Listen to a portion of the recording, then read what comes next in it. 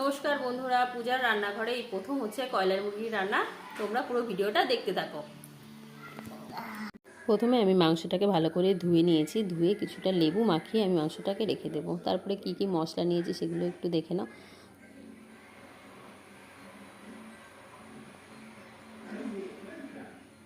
এরপর তেলে আমি ফোড়ন দিয়েছি শুকনো লঙ্কা, তেজপাতা আর গোটা জিরে ফোড়ন দিয়ে তারপরে পেঁয়াজটাকে ভালো করে ভেজে নিচ্ছি। এবার মশলা দিয়ে ভালো করে কষিয়ে নেব।